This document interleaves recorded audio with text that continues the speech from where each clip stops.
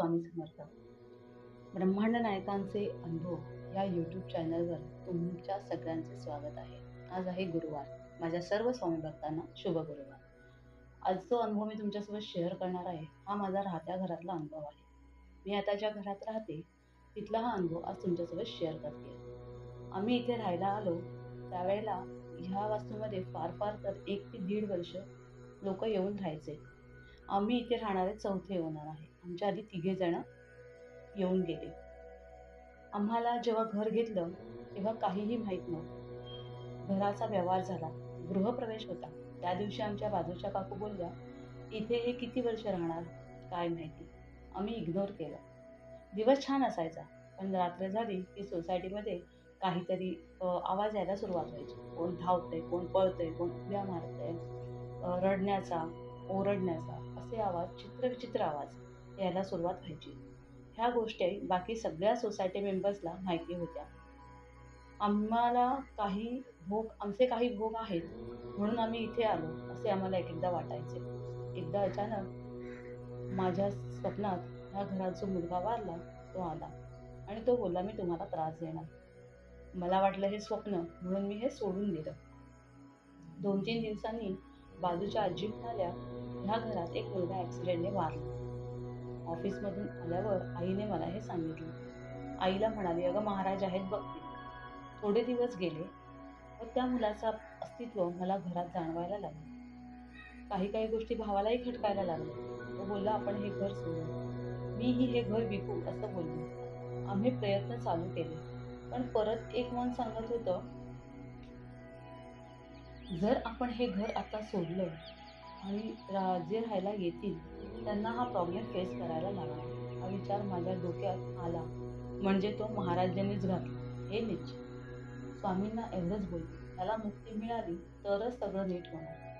म्हणून स्वामींना सांगून रोज पहाटे 3 वाजता उठून देवी महात्म्य वाचायला सुरुवात. आता तुम्ही म्हणाल, "ही स्वामींचा अनुभव सांगते आणि देवी महात्म्य वाचते," असंही बोलते. 2013 पासून माझ्या वाचनामध्ये देवी महात्म्य आहे आणि देवी महात्म्य वाचनाचे खरंच खूप छान अनुभव मला आलेले आहेत. हे अनुभव मी तुमच्यासोबत एकदा नक्की शेअर करेन. रोज एक पाठ म्हणजे 1 ते 16 अध्याय वाचायला बसली की रोज भयानक अनुभव फेस करायला लागायचा.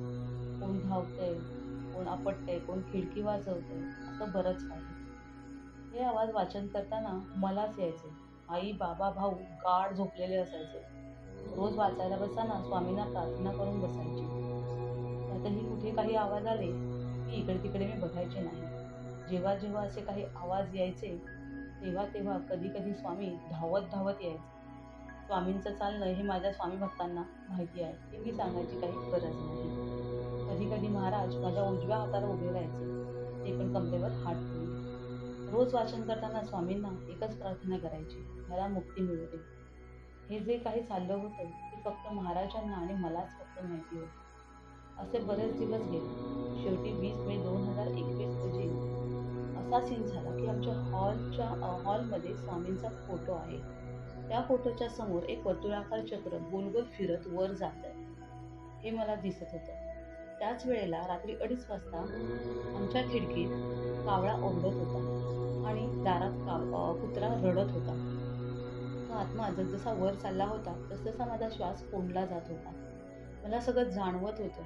ते दिसत होतं, पण मी बोलू शकत नव्हते. जेव्हा तो आत्मा पूर्ण निघून गेला, तेव्हा मी नॉर्मल झाले. उठून बसले. त्यावेळेला मला दरदरून घाम फुटला होता. तेव्हाच भाऊ बाहेरून आत आला.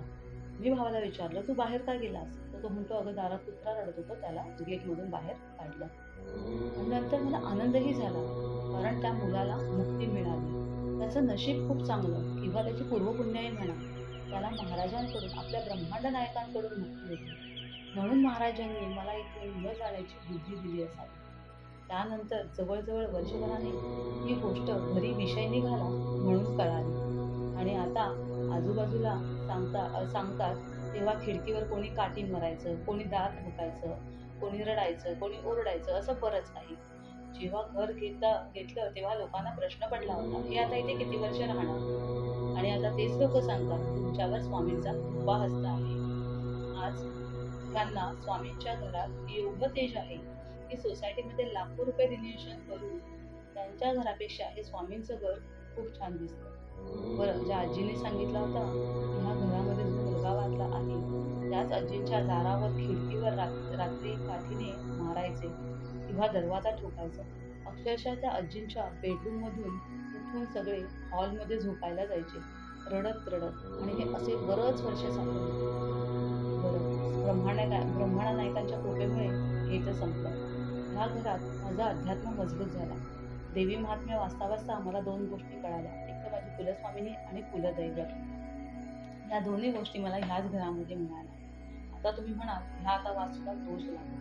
पण मी ते मानत नाही. कारण ज्या घरामध्ये ब्रह्मांड नायकांचे पाय लागले, त्या घराला वास्तू दोष असूच शकत नाही, लागूच शकत नाही. त्याच्या पत्रिकेत आयुष्यात कितीही संकट आणि कितीही दोष असू दे, स्वामींनी ज्याचा हात धरला तो भवसागरातून तरला. फक्त आपली स्वामींवरची श्रद्धा, विश्वास आणि आपली इच्छाशक्ती इतकी मजबूत हवी की त्या देवालाही पर्याय राहता कामा नये. आजही जेव्हा पितृपक्षामध्ये गुरुचरित्राचं पारायण होतं, त्यावेळेला मी त्या मुलासाठी प्रार्थना करते. 4 शब्द स्वामींसाठी. आमचे भाग्य म्हणून तुझी सेवा आम्हाला भेटली. आमचे भाग्य म्हणून तूच आमच्याकडून सत्कर्म करवून घेतोस. आणि ते हे करून घेताना भलेही कोणी कितीही त्रास दे, आमच्या विरोधात उभा राहू दे, पण तू मात्र तुझ्या भक्तांचीच बाजू घेतोस. तू तुझ्या भक्तांना न्याय देतोस आणि भक्तांचा कैवारी म्हणून असलेली तुझी कीर्ती अबाधित ठेवतोस. हे माऊली, असेच आम्हा भक्तांच्या पाठीशी उभी राहा आणि आम्हाला प्रेरणा दे, आम्हाला मार्गदर्शन कर. श्री स्वामी समर्थ. तुम्हाला हा माझा छोटासा अनुभव आवडला असेल तर लाईक, शेअर आणि सबस्क्राईब करायला विसरू नका. पुन्हा भेटूया अशा एका नवीन अनुभवासोबत. तोपर्यंत श्री स्वामी समर्थ.